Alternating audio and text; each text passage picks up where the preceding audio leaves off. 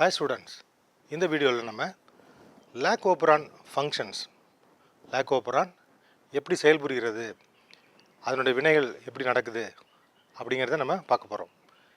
E coli பாக்டீரியாவில் லாக்ஓபரான் இருக்குன்னு நம்ம போன வீடியோவில் பார்த்தோம். இந்த வீடியோவில் அதனுடைய ஃபங்க்ஷன்ஸ் பார்க்க போகிறோம். பார்க்கலாமா? இப்போது நம்ம வீட்டில் 10 ஃபேன் இருக்குது, 10 லைட் இருக்குது. எப்போவுமே இந்த 10 ஃபேனும் 10 லைட்டும் ஆன் ஆகிருக்குமா? தேவையில்லை, ஆன் ஆக வேண்டியில்லை. இப்போ எப்போ நம்ம எந்த லைட் வேணுமோ எந்த ஃபேன் வேணுமோ அப்போ நம்ம என்ன பண்ணிக்கிறோம், அதை நம்ம ஆன் பண்ணுறோம். தேவையில்லாத போது அதை சுவிட்ச் ஆஃப் பண்ணுறோம். அதே மாதிரி லாக்ஓபரான் மெக்கானிசத்தில் இந்த ஜீன் எப்போ ஃபங்க்ஷன் பண்ணுமோ அப்போ அதை சுவிட்ச் ஆன் பண்ண முடியும், எப்போ அது தேவையில்லையோ அப்போ அதை சுவிட்ச் ஆஃப் பண்ண முடியும். அந்த மெக்கானிசத்தை தான் இந்த வீடியோவில் நம்ம பார்க்க போகிறோம். போகலாமா? ரைட். ஃபஸ்ட்டு நான் ஒரு படம் போடுறேன்.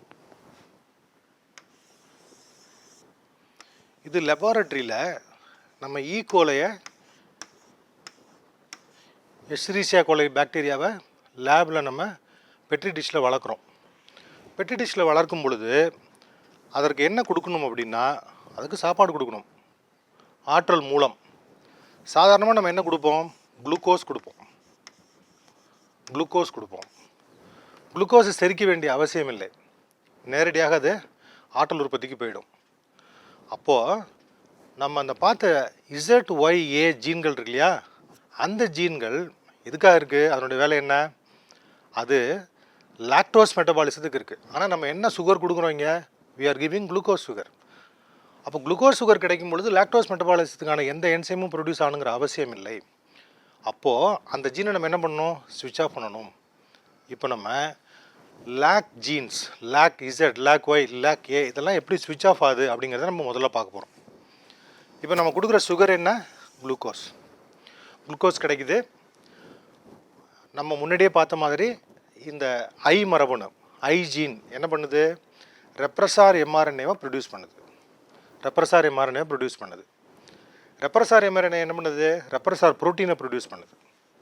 இந்த ரெப்ரஸார் ப்ரோட்டீன் போய் என்ன பண்ணுது, operator region of the lac operon lac மரபணுக்களுடைய ஆப்ரேட்டர் ரீஜனில் போய் பைண்ட் ஆகிட்டு. இப்போ இது மாதிரி பைண்ட் ஆகும் பொழுது ஆர்என்ஏ பாலிமரேஸ் வந்து ப்ரொமோட்டரில் பைண்ட் ஆக முடியாது.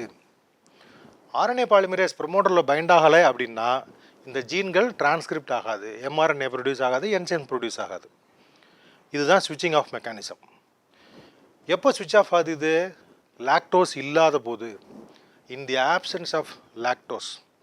இப்போ லாக்டோஸை நம்ம என்னன்னு சொல்கிறோம், இந்த இடத்துல லாக்டோஸை நம்ம inducer, lactose is called as inducer, தூண்டி அப்படின்னு சொல்கிறோம். அந்த தூண்டி இல்லாத போது இந்த ஜீன் ஸ்விட்ச் ஆஃப் ஆகிடும். இதுதான் நம்ம முதல் ஃப்ரேமில் நம்ம பார்க்குறது. ரைட். இப்போ நம்ம அந்த குளுக்கோஸ்லாம் தீர்ந்து போச்சு. நம்ம அடுத்ததான் என்ன கொடுக்குறோம், லாக்டோஸ் கொடுக்குறோம். லாக்டோஸ் கொடுக்கும் பொழுது இந்த ஜீன் எப்படி ஸ்விட்ச் ஆன் ஆகுது அப்படிங்கிறத பார்க்கலாமா? இப்போ அடுத்ததாக அதே லெபார்டரி கல்ச்சர், அதே பெட்ரி டிஷ், எஸ்ரிசியா கோலை காலனி. நம்ம அதுக்கு சாப்பாடு, ஆற்றல் மூலம், எனர்ஜி சோர்ஸ் என்ன கொடுக்குறோம், லாக்டோஸ் கொடுக்குறோம்.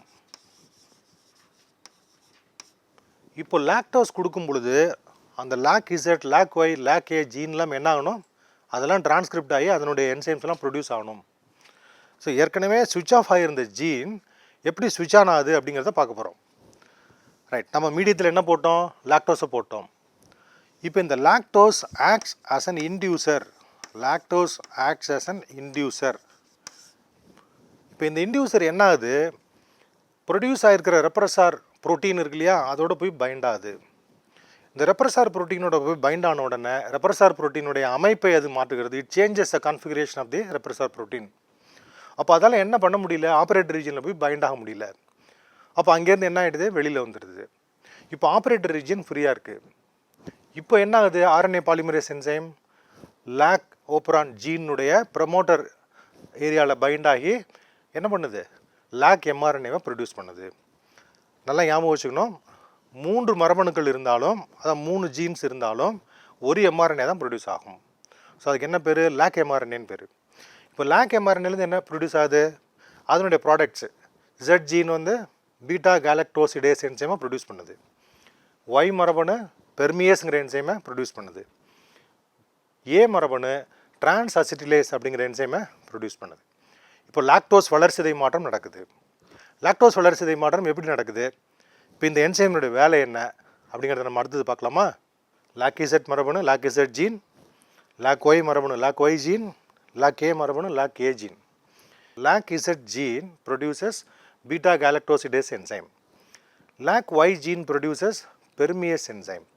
லாக்-ஏ gene produces transacetylase enzyme. நல்லா ஞாபகம் வச்சுக்கணும். தான் ஏன் நம்ம திரும்ப திரும்ப அதை சொல்கிறோம் அப்படின்னா நிறைய முறை அது கேள்வியில் கேட்டுக்கிறேன், வினாக்களில் வந்திருக்கு. ஸோ இந்த மரபணுக்கள் அதனுடைய ப்ராடக்ட்ஸ் பார்த்துட்டோம். இப்போ அதனுடைய வேலை என்ன அடுத்து பார்க்கலாமா? 3 மரபணுக்களும் ப்ரொடியூஸ் பண்ணுற அந்த நொதிகள் என்சைம்ஸ் வந்து லாக்டோஸ் வளர்சிதை மாற்றம் லாக்டோஸ் மெட்டபாலிசத்துக்கு பயன்பட போகுது. உதாரணமாக பீட்டா கேலக்டோசிடேஸ் நொதி என்ன பண்ண போகுது? இது ஹைட்ரோலைசிங். எதை ஹைட்ரோலைஸ் பண்ணுது? லாக்டோஸை ஹைட்ரோலைஸ் பண்ணுது. என்னவா ஹைட்ரோலைஸ் பண்ணுது? 2 பொருட்களாக மாற்ற போகுது. ஒன்று குளுக்கோஸ், இன்னொன்று கேலக்டோஸ்.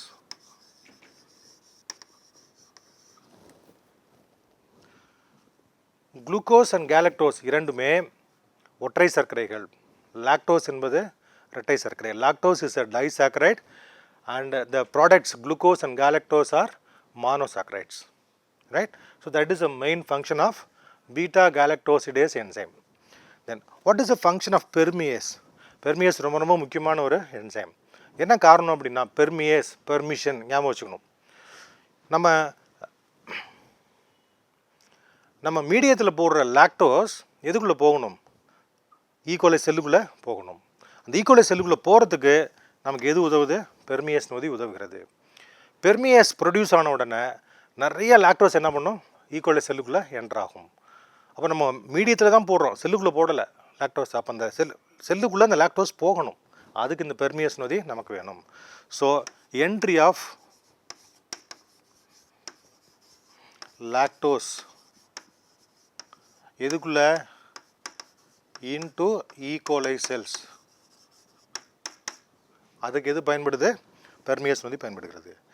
கடைசியாக டிரான்ஸ் அசிட்டிலேஸ் நொதி ஏ மரபணு உற்பத்தி பண்ணுறது எதுக்கு பயன்படுது அப்படின்னா அசிட்டைல் கோ என்சைம் அப்படிங்கிற அந்த ஒரு பொருளில் இருந்து அசிட்டைல் குரூப்பை ரிமூவ் பண்ணி லாக்டோஸில் கொண்டு வந்து சேர்த்து ஃபர்தர் மெட்டபாலிசத்துக்கு அது தேவையானது. அதனால் இந்த 3 நொதிகளும் என்ன பணியை செய்யுது அப்படிங்கிறத நம்ம பார்த்துட்டோம்.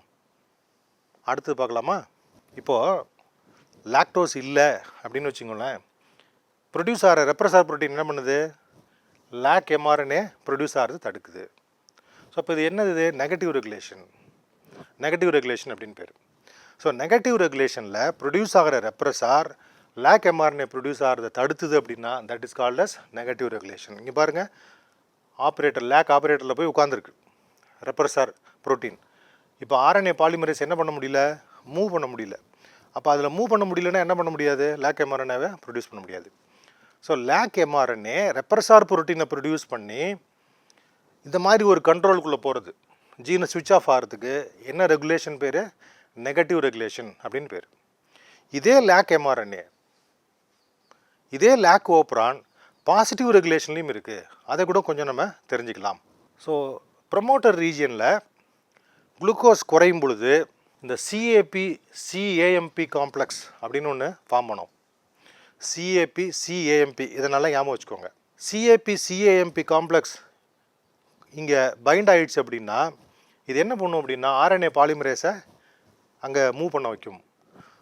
அப்போது ஒரு பொருள் பைண்ட் ஆகும் பொழுது ஆர்என்ஏ பாலிமரேஸ் இங்கே ஒர்க் பண்ணுது. முதல்ல நம்ம என்ன பார்த்தோம்? ரெப்ரஸார் எம்ஆர்என்ஏல ரெப்ரஸார் பைண்ட் ஆகும் பொழுது ஆர்என்ஏ ஒர்க் பண்ண முடியல. ஆனால் இங்கே சிஏஎம்பி காம்ப்ளெக்ஸ் பைண்ட் ஆன உடனே ஆர்என்ஏ பாலிமரேஸ் ஒர்க் ஆகுது. ஸோ இது எதுக்கு எக்ஸாம்பிள்? பாசிட்டிவ் ரெகுலேஷனுக்கு எக்ஸாம்பிள். ஸோ நல்லா ஞாபகம் வச்சுக்கணும், cAMP plus CAP complex lac ஓப்ரானை பாசிட்டிவ் ரெகுலேஷனில் ஒர்க் பண்ணும்.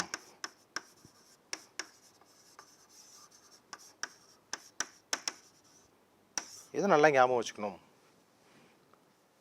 சரியா?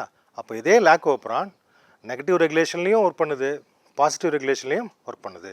ஸோ இப்போ லாக்கோப்ரான் எப்படி ஃபங்க்ஷன் பண்ணுதுன்னு நீங்கள் நல்லா தெரிஞ்சுட்டு இருப்பீங்க. அடுத்ததாக நீட் தேர்வுகளில் கேட்கப்பட்ட கொஸ்டின்ஸை நம்ம டிஸ்கஸ் பண்ணலாமா? வாங்க கொஸ்டின்குள்ளே போகலாம். ஃபர்ஸ்ட் கொஸ்டின், ஏஐபிஎம்டி 1994 1994 கேட்ட கொஸ்டின். ஏ கோலையில் ஓப்பரானை தூண்டுவது எது? தூண்டுவது இன்டியூஸ் பண்ணுறது என்ன அப்படின்னு கேட்டிருக்காங்க. நமக்கு நல்லா தெரியும் எது இன்டியூஸ் பண்ணும் அப்படின்ட்டு. சரியா? 4 ஆன்சர் கொடுத்துருக்குறாங்க. ஐ ஜீன், இயக்கு ஜீன்னா operator gene, beta galactosidase, lactose. எது நமக்கு தூண்டியாக செயல்படும்? ஆன்சர் என்னன்னு பார்க்கலாமா? சரியான விடை லாக்டோஸ். நம்ம இந்த ஜீன் எப்படி ஸ்விட்ச் ஆன் ஆகுதுன்னு பார்த்தோம். நெகட்டிவ் ரெகுலேஷனில் ஜீன் எப்படி ஸ்விட்ச் ஆன் ஆகுது அப்படின்னு பார்த்தோம். நெகட்டிவ் ரெகுலேஷனில் ஜீன் எப்படி ஸ்விட்ச் ஆன் ஆனது? ரெப்ரஸார் புரோட்டீன் ப்ரொடியூஸ் ஆனது, லாக்டோஸ் வந்து பைண்ட் ஆனோடனே அது என்ன ஆயிடுச்சு? ஸ்விட்ச் ஆன் ஆகிடுச்சு. அப்போது இதுக்கு சரியான விடை லாக்டோஸ். இப்போ மற்ற 3 விடைகளும் ஐ ஜீன், இயக்கு ஜீன் அல்லது ஆப்ரேட்டர் ஜீன், பீட்டா கேலக்டோசிடேஸ் இதெல்லாம் தவறான விடைகள். ஏன்னா ஐ ஜீன் தான் ப்ரொடியூஸ் பண்ணுது ரெப்ரஸாரை. ஆனால் இங்கே என்ன கேட்டிருக்கோம்? நம்ம தூண்டுறது எதுன்னு கேட்டிருக்கோம். அதனால் தவறான விடை ஆப்ரேட்டர் ஜீனுக்கு அதுக்கும் தொடர்பில்லை. பீட்டா கேலக்டோசிடேஸ் இந்த ஜீன் வந்து எம்ஆர்என்ஏ ப்ரொடியூஸ் ஆனால் தான் வரும். அதனால் இந்த 3ம் தவறான விடைகள். சரியான விடை எதுன்னு கேட்டிங்கன்னா லாக்டோஸ் தூண்டி, நல்லா ஞாபகம் வச்சுக்கணும், இன்டியூசர். அடுத்த கொஸ்டின் போகலாமா? So second question, Austin 1999 AIPMT. தூண்டக்கூடிய ஓப்பரானில் இன்டியூசிபிள் ஓப்பரான் ஒழுங்குபடுத்தும் மரபணு ரெகுலேட்டர் ஜீன் என்ன உருவாக்குது அப்படின்னு கேட்குறாங்க. ஊக்குவிப்பானா ப்ரொமோட்டரா, இயக்கியா ஆப்ரேட்டரா, தடைப்படுத்தியா ரெப்ரஸாரா, முன் தடைப்படுத்தினா என்ன? அப்போ ரெப்ரஸார்னு பேர். அப்போ ரெப்ரஸார் லேக் எம்ஆர்என்எல் இல்லையா? லேக் ஓப்பரான்லாம் கிடையாது. அப்போ ரெப்ரஸார் லேக் ஓப்பரான்லாம் கிடையாது. பார்க்கலாம், இதுக்கான விடைகளை பார்க்கலாம். ரைட், இதுக்கு சரியான விடை என்ன? Inducible operon. Lac operon is an inducible operon. அந்த இன்டியூசிபிள் தூண்டக்கூடிய ஓப்பரானில் எது வந்து ஒழுங்குபடுத்தும் மரபணு உருவாக்குவது? தடைப்படுத்தி அப்படின்னா என்ன? ரெப்ரஸார் அல்லது அடக்கி தடைப்படுத்தி, எல்லாமே ஒரே விடை தான். ஸோ சரியான விடை தடைப்படுத்தி. ஸோ ப்ரொமோட்டர் என்ன பண்ணாது? Promoter is not produced by regulatory gene. கண்டிப்பாக கிடையாது. கண்டிப்பாக அது வந்து இயக்கி ஜீன், ஆப்ரேட்டர் ஜீன் அது ப்ரொடியூஸ் பண்ணல. இப்போ அந்த முன் தடைப்படுத்தினா என்ன அப்படின்னு பார்க்கணும் கொஞ்சம். முன் தடைப்படுத்தி அப்படின்னா ஆங்கிலத்தில் நம்ம அப்போ ரெப்ரஸார் அப்படின்னு சொல்கிறோம்.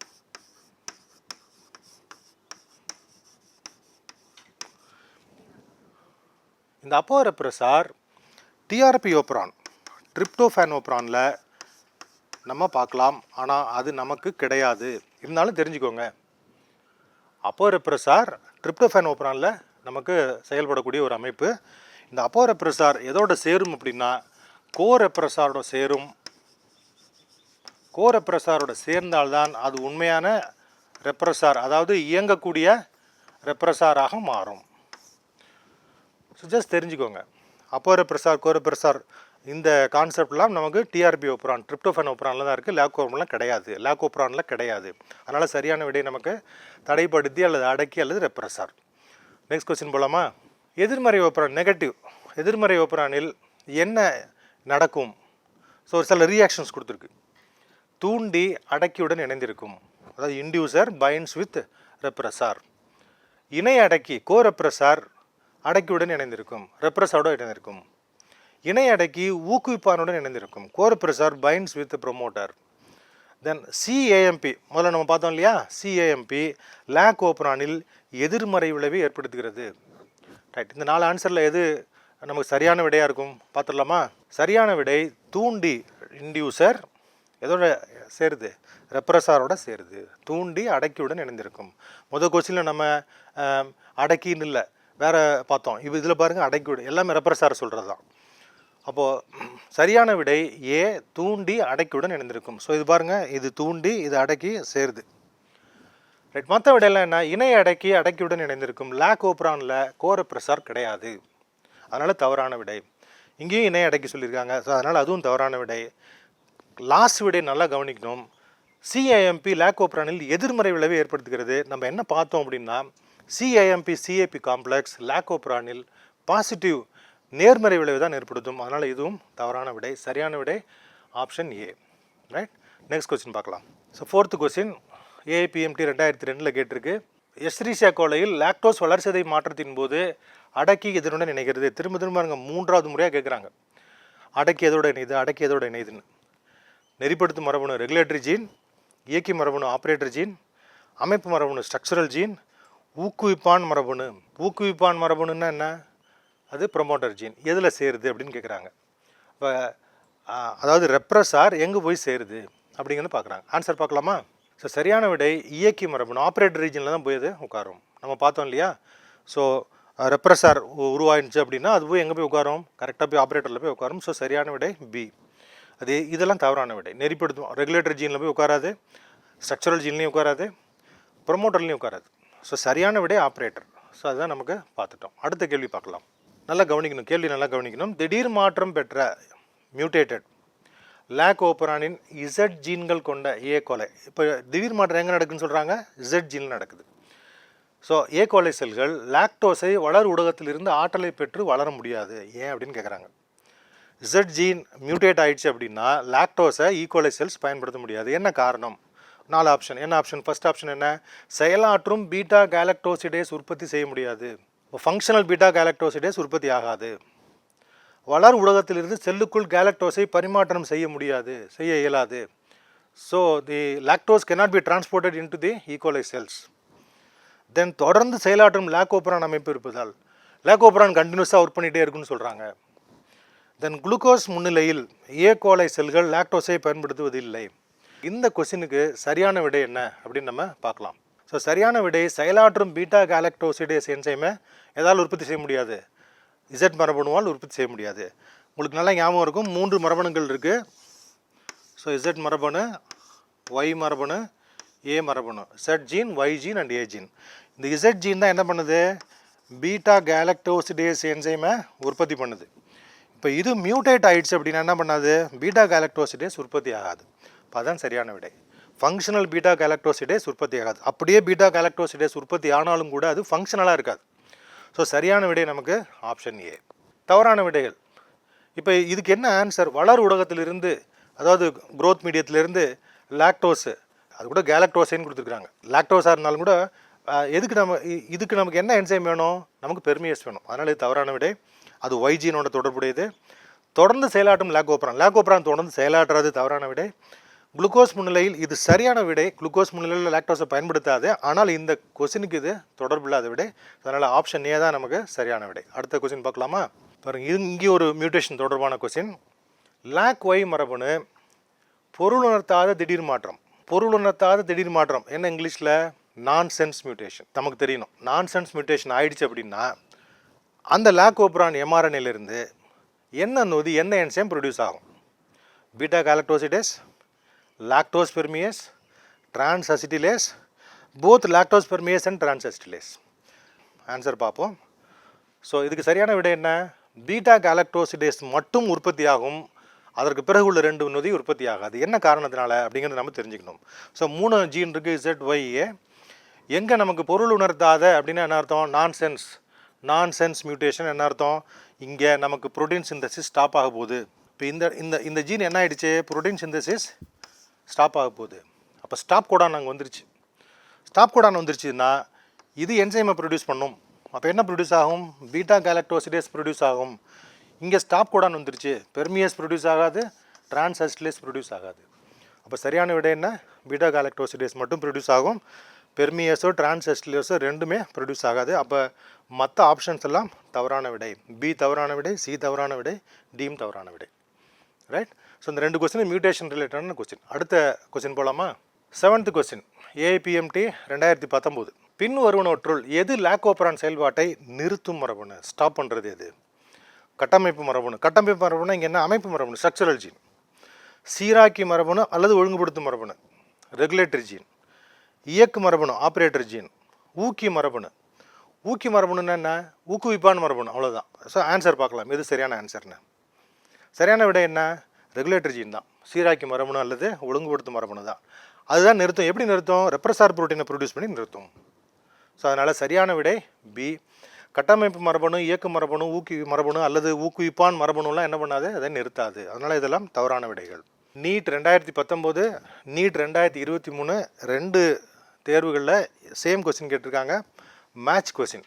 மேட்ச் கொஸ்டினை எப்படி நம்ம ஆன்சர் சீக்கிரம் கண்டுபிடிக்கிறது அப்படிங்கிறத நம்ம பார்க்கலாம். ஸோ இங்கே என்ன கொடுத்துருக்காங்க? I gene beta galactosidase, Z gene permease. A gene ஒடுக்கி அல்லது அடக்கி. ஒய் ஜீன் டிரான்ஸ்அசிட்டலேஸ் கொடுத்துருக்குறாங்க. நமக்கு நல்லா தெரியும் ஐ ஜீன் என்ன பண்ணும், ஒடுக்கியை உற்பத்தி பண்ணும். அப்போ ஒன்றுக்கு நேரம் என்ன வரணும், 3 வரணும். ஸோ ஆப்ஷன் ஏல எங்கே 3 இருக்குது, 2 இடத்துல இருக்குது, 3 இடத்துல இருக்குது. அப்போ இது டைம் ஆகும். அப்போ என்ன பண்ணலாம், அடுத்து போகலாம். இசட் ஜீன் என்ன பண்ணுது, பீட்டா கேலக்டோசிடேஸை உற்பத்தி பண்ணுது. அது எங்கே இருக்குன்னு பார்க்கலாம். இந்த இருக்குது பி, இது 2 இடத்துல இருக்குது. சரி, இதை விட்டுட்டு அடுத்தது பார்க்கலாம். ஏ ஜீன் என்ன பண்ணுது, ஏ ஜீன் டிரான்ஸ்அசிட்டலேஸை உற்பத்தி பண்ணுது. ஸோ சிக்கு 4 எங்கே இருக்குது, இந்த ஒரு இடத்துல தான் இருக்குது. டக்குன்னு ஆன்சர் பண்ணிடலாம். நீங்கள் நம்ம தெரிஞ்சுக்கிட்டு மேட்ச் பண்ணியெல்லாம் ஆன்சர் பண்ணுறதெல்லாம் செக் பண்ணும்போது பண்ணிக்கோங்க. ஆனால் நீட் எக்ஸாமில் விரைவாக ஆன்சர் பண்ணணும். சரியா? அப்போது எது ஒரே ஒரு ஆப்ஷனில் இருக்குதுன்னு நம்ம பார்க்கணும். இது பாருங்கள், சி ஏ ஜீன் டிரான்ஸ்அசிட்டலேஸ் ஒரே ஒரு ஆப்ஷனில் தான் இருக்குது. நம்ம கண்ணை மூடிட்டு என்ன சொல்லலாம், இதுதான் கரெக்டான விடைன்னு சொல்லலாம். சரியா? ஆன்சர் பார்க்கலாமா? ஸோ அதே மாதிரி டி, சரியான விடை டி தான். ஸோ நீட் தேர்வில் வந்து நமக்கு சப்ஜெக்ட் ஃபுல்லாக தெரியணும், இருந்தாலும் நமக்கு விரைவாக ஆன்சர் பண்ணுறதுக்கான டெக்னிக்கும் நமக்கு தெரியணும். ஸோ அதனால் இது வந்து எலிமினேட் பண்ணணும். தவறான விடையெல்லாம் எலிமினேட் பண்ணிவிட்டு சரியான விடை எங்கே இருக்குங்கிறத சீக்கிரமாக கண்டுபிடிச்சி ஆன்சர் பண்ணணும். ஸோ மேட்ச் த ஃபாலோயிங் வந்தது அப்படின்னா அந்த மாதிரி ஒரு மெத்தடை ஃபாலோ பண்ணுங்கள், கேர்ஃபுல்லாக பண்ணுங்கள். நீங்கள் ஆன்சர் மார்க் பண்ணுறதுக்கு முன்னாடி என்ன பண்ணணும், கண்டிப்பாக ஒரு தடவை வெரிஃபை பண்ணிவிட்டு பண்ணிக்கணும். ஸோ அடுத்த கொஸ்டின் போகலாமா? சாதாரண ஏகோலை செல்கள் குளுக்கோஸ் உள்ள சாதாரண ஊடகத்தில் வளர்கின்றன. அவை லாக்டோஸ் சர்க்கரை உள்ள ஊடகத்திற்கு மாற்றப்படும் போது கீழ்காணும் எந்த மாற்றம் நிகழும்? 1995 ஏஐபிஎம்டி. ஸோ குளுக்கோஸ் மீடியத்தில் வளர்கிற அந்த ஈகோலை செல்ஸ் வந்து லாக்டோஸ் கொடுத்தோம்னா என்ன நடக்கும் அப்படின்னு கேட்குறாங்க. குளுக்கோஸ் தீர்ந்து போன பிறகு என்ன நடக்கும், அதான் ஆன்சர் இருக்குது. லாக் ஓப்ரான் தூண்டப்படும், ஏகோலை செல்கள் பிரிதலை நிறுத்துகிறது, லாக் ஓப்ரான் ஒடுக்கப்படுகிறது, அதை நிறுத்தப்படுகிறது, எல்லா ஓப்ரான்களும் தூண்டப்படுகின்றன. அதில் நிறைய ஓப்ரான் இருக்கலாம், எல்லாமே தூண்டப்படுகின்றன. 4 ஆப்ஷன் கொடுத்துருக்காங்க. சரியான விட லாக் ஓப்ரான் தூண்டப்படும். குளுக்கோஸ் தீர்ந்த பிறகு லாக்டோஸை பயன்படுத்த ஆரம்பிக்கணும்னா கண்டிப்பாக என்ன பண்ணணும், லாக் ஓப்ரான் இன்டியூஸ் ஆகணும். ஸோ சரியான விடை ஏ, லாக் ஓப்ரான் தூண்டப்படும். ஏன் தவறான விடைகள் இதெல்லாம்? ஏகோலை செல்கள் பிரிதலை நிறுத்துகிறது, தொடர்ந்து அதுக்கு ஆற்றல் கிடைக்கிது, தொடர்ந்து சாப்பாடு கிடைக்கிது, கண்டிப்பாக என்ன பண்ணாது, பிரிதலை நிறுத்தாது. தவறான விடை. லாக் ஓப்ரான் ஒடுக்கப்படுகிறது, தவறு. லாக் ஓப்ரான் தூண்டப்படுகிறது. கடைசி விடை என்ன, எல்லா ஓப்ரான்களும் தூண்டப்படுகின்றன. லாக்டோஸ் கொடுத்தா லாக் ஓப்ரான் தான் தூண்டப்படும், மற்ற ஓப்ரான்லாம் தூண்டப்படாது. அதனால் இதுவும் தவறான விடை. ரைட்? ஸோ அடுத்த கொஸ்டின் போகலாம். ஓப்ரானை தூண்டும் சூழ்நிலை மண்டல காரணி. சூழ்நிலை மண்டல காரணினா என்ன, நம்ம போடுற லாக்டோஸ் தான், நம்ம அந்த வளர் ஊடகத்தில் மீடியத்தில் போடுற லாக்டோஸ் தான் சூழ்நிலை மண்டல காரணி. ஸோ அது என்னது, அது கட்டுப்படுத்து போவையா, கட்டுப்படுத்தும் தனிமமா, ஒழுங்குபடுத்திகளா, தூண்டு போவையா? ஈஸியாக கண்டுபிடிச்சிடலாம், தூண்டு போவை. எனவே ஆன்சர் என்னன்னு பார்ப்போம். ஸோ சரியான விடை டி, தூண்டு போவை. ஸோ கட்டுப்படுத்து போவை, கட்டுப்படுத்தும் தனிமம், ஒழுங்குபடுத்திகள் இதெல்லாம் என்ன பண்ணாது, கண்டிப்பாக அதை நிறுத்தாது. அதனால் சரியான விடை நமக்கு தூண்டு போவை தான். Thank you students. இன்னொரு கான்செப்டோட இன்னொரு வீடியோவில் சந்திப்போம். நன்றி.